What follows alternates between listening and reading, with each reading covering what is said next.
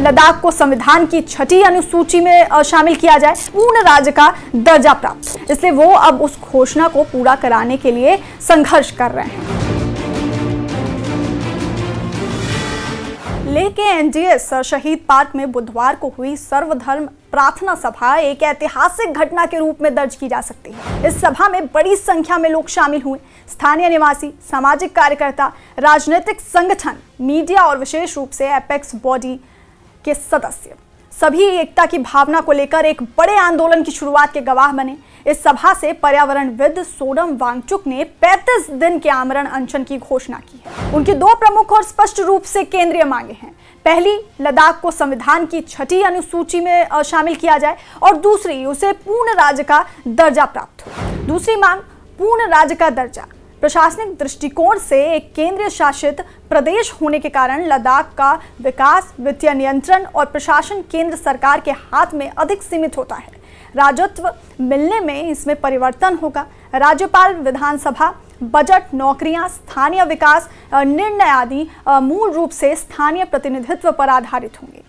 पूर्ण राजत्व लद्दाख की जनता को उसकी राजनीतिक और प्राकृतिक पहचान के आधार पर न्यायपूर्ण अधिकारों का वास्तविक स्वरूप देगा। 6ठी अनुसूची भारतीय संविधान की वो धाराएं हैं जो मुख्यतः हिमालयी और आदिवासी सीमांत इलाकों के लिए स्वायत्तता प्रदान करती हैं। इसके तहत स्थानीय जिलों को ऑटोनॉमस डिस्ट्रिक्ट काउंसिल की स्थापना होती है, जो सरकार से एक सीमा तक स्वतंत्र रूप से निर्णय ले सकती है, जैसे भूमि उपयोग या कृषि या शिक्षा, स्वास्थ्य, संस्कृति और स्थानीय स्वशासन। लद्दाख, विशेषकर लेह और करगिल, आदिवासी संस्कृति, ग्रामीण जनजीवन, पारंपरिक जमीन, कानून, पशुपालन, स्थानीय जल स्रोत, दलदलों और ग्लेशियर्स पर आधारित जीवन है।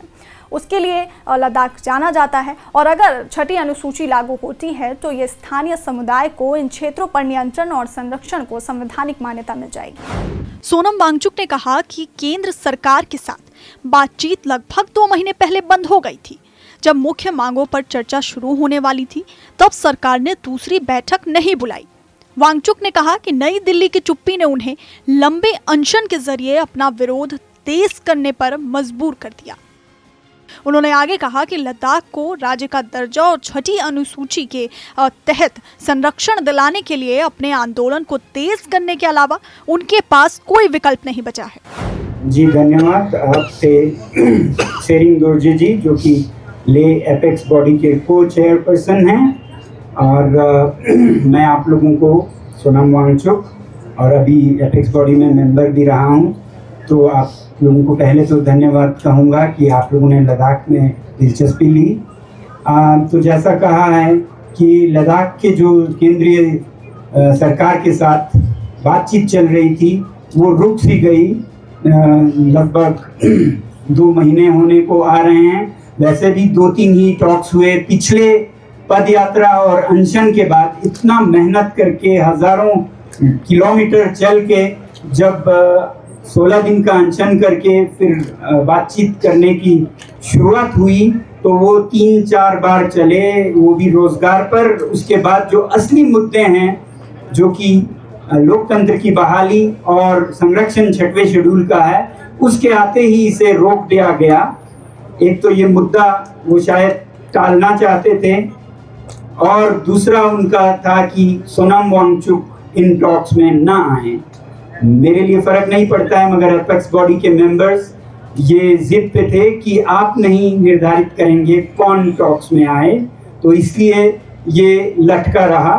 और अभी क्यों ज़रूरी है ये बात, वो इसलिए कि अभी आने वाले महीने में अक्टूबर में लद्दाख जो पर्वतीय परिषद है, हिल काउंसिल है, उसके इलेक्शन होने वाले हैं, जो कि बहुत प्रतिष्ठित और प्रेस्टिजियस है लद्दाख में। तो इसी परिषद के चुनाव जो पिछले हुए थे 2020 में, उसमें जो रूलिंग पार्टी है उन्होंने अपने मैनिफेस्टो में पहला बिंदु रखा था कि लद्दाख को हम 6वें शेड्यूल में लेंगे। उन्होंने 2019 में भी रखा था, मगर LHDC के इलेक्शन में नंबर 1 पे रखा था। अब दूसरा इलेक्शन आ गया तो एक वक्त आ गया है लोगों को अपने चेक को कैश करने का।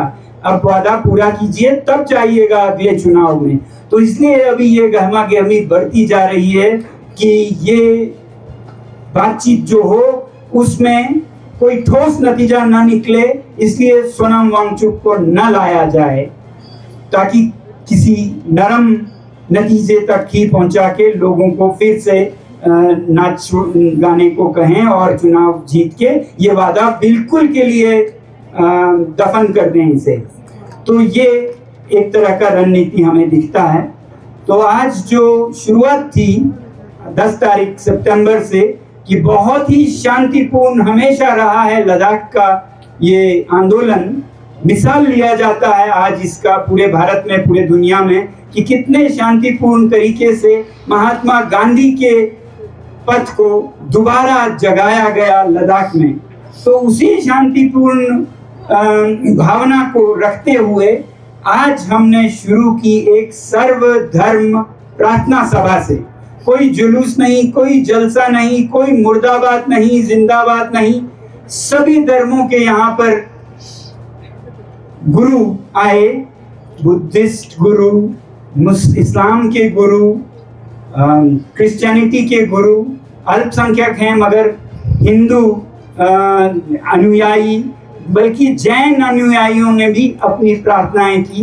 तो इस तरह से, इस हद तक के शांति से लद्दाख का ये आंदोलन फिर शुरू करना पड़ा हमें।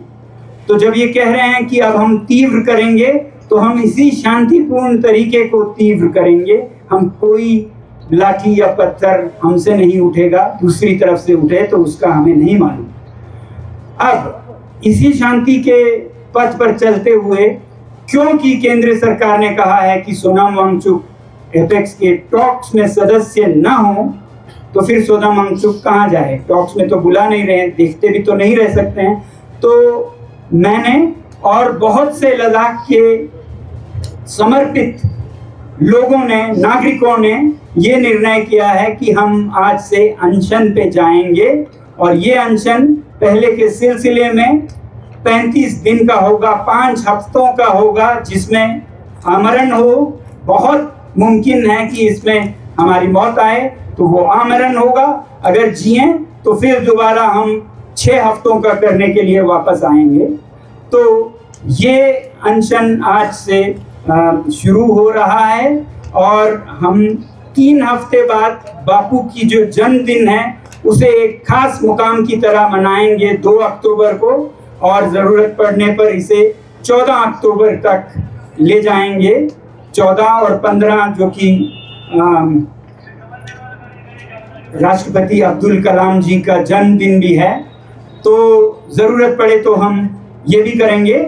मगर हमें उम्मीद है कि उससे पहले अगर ये बातचीत दोबारा चले, तो हमारी मांगे यही हैं कि लद्दाख के एपेक्स बॉडी के साथ बातचीत दोबारा चले, और वो नतीजा बख्श हो, वो टाल मटोल के लिए नहीं। इसी आने वाले चुनाव से पहले लद्दाख का वादा पूरा करने के लिए बातचीत शुरू हो, तो हम अनशन रोकेंगे। दूसरा, जिस तरह से सोनम वांगचुक पर सीबीआई का इन्वेस्टिगेशन शुरू किया कल, वो उसका हम बहुत स्वागत करते हैं, उसका बहुत स्वागत करते हैं, क्योंकि जो भी सीबीआई से इन्वेस्टिगेशन में आए, उन्हें ये पता चला कि हयाल जो हमारा इंस्टीट्यूट है, वो तो भारत की प्रतिष्ठा को बढ़ा रहा था। उसका जो ज्ञान है उसको यूनाइटेड नेशंस, संयुक्त राष्ट्र पैसे दे के ले रहा था, यूएनडीपी। उसके ज्ञान को स्विट्जरलैंड का यूनिवर्सिटी FNHW पैसे दे के सर्विसेज ले रहा था। उसके ज्ञान को, लद्दाख के हयाल के ज्ञान को, इटली का ट्रिनिटी ऑफ टिबेट पैसे रकम अदा करके ज्ञान खरीद रहा था। तो ये कोई दान नहीं था, ये ज्ञान का दक्षिणा था। ये उनके अफसर भी समझकर चले गए हैं। रिकॉर्डिंग तो उन्हें तो ये पता चला कि ये जो बता रहे थे कि आप फॉरेन कंट्रीब्यूशन ले रहे हैं, तो वो फॉरेन कंट्रीब्यूशन किसी भी यूनिवर्सिटी का, भारत में कोई भी यूनिवर्सिटी है तो उसका सपना होता है कि हमारे ज्ञान को यूएन खरीदे। और हयाल का जो हो रहा था वो आज दुनिया को पता चलेगा। मगर साथ ही साथ हम आज अनशन शुरू करते हुए ये भी मांग करते हैं कि सीबीआई जरूर हो, ईडी भी हो हयाल पर, तमाम इन्वेस्टिगेशंस हो, मगर यही इन्वेस्टिगेशन सीबीआई का हमारे यूटी एडमिनिस्ट्रेशन पर हो, उनके सचिवों पर हो, पहले के भी और अभी के भी, जिनके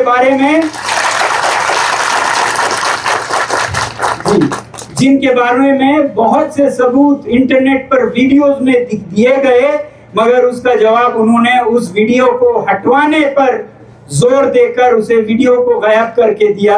तो अब हम मांग करते हैं कि सीबीआई इन्वेस्टिगेशन यूटी एडमिनिस्ट्रेशन पर भी हो और लद्दाख हिल काउंसिल पर भी हो।